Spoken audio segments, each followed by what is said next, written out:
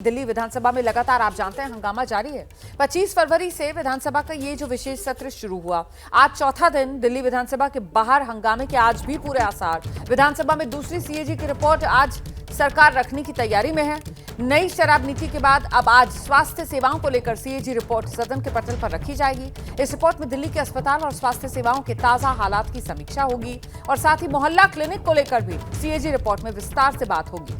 जानकारी के अनुसार रिपोर्ट में स्वास्थ्य सेवाओं से जुड़े कर्मचारियों की संख्या, जरूरी दवाइयां, बाकी सुविधाओं को लेकर भी जानकारी होगी।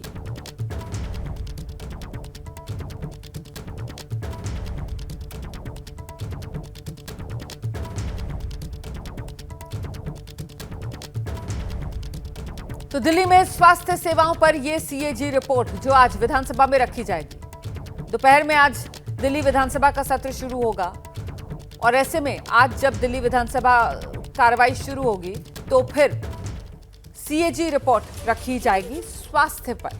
वहीं नेता विपक्ष हैं आतिशी, उन्होंने विधानसभा स्पीकर को चिट्ठी लिखी है। विधानसभा में विपक्ष के विधायकों के साथ अन्याय, ये आतिशी की तरफ से लिखा गया है। जय भीम के नारे लगाने पर हमें सदन से बाहर कर दिया गया। विपक्ष के विधायकों को रोकना लोकतंत्र का अपमान है।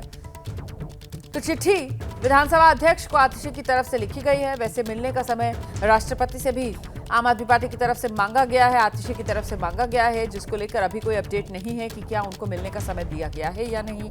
लेकिन नेता विपक्ष आतिशी ने विधानसभा स्पीकर को चिट्ठी जरूर लिखी है। सीधे आपको लेकर चलेंगे, हमारे साथ हमारे सहयोगी दीपक रावत इस वक्त मौजूद है। दीपक, कल तक आतिशी कह रही थी कि साहब बात नहीं कर रहे हैं विधानसभा अध्यक्ष, हम फोन कर रहे हैं तो हमारा फोन नहीं उठा रहे हैं। अब चिट्ठी के जरिए अपनी शिकायतें विधानसभा अध्यक्ष को भेज दी गई हैं आतिशी की तरफ से।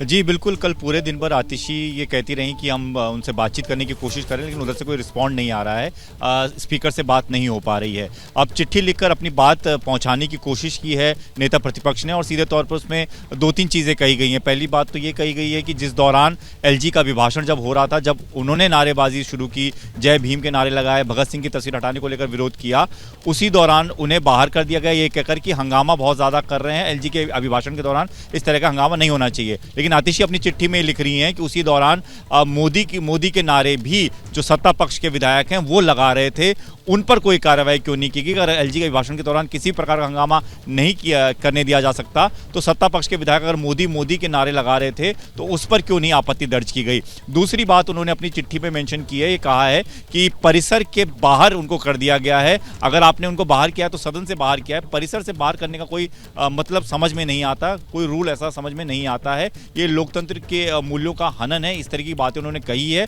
उन्होंने कहा उनसे अनुमति मांगी है कि उन्हें एक बार फिर से सदन में आने की अनुमति दी जाए और नहीं तो कम से कम परिसर के भीतर आने की अनुमति उन्हें दी जाए, ताकि वो अपना विरोध अगर दर्ज कराना चाहें तो विधानसभा के परिसर में रहकर कराएं, बाहर सड़क पर ना करें। तो इन तमाम चीज़ों को मेंशन करते हुए चिट्ठी जरूर लिखी गई है। दोपहर 2 बजे से हाउस की कार्रवाई शुरू होनी है।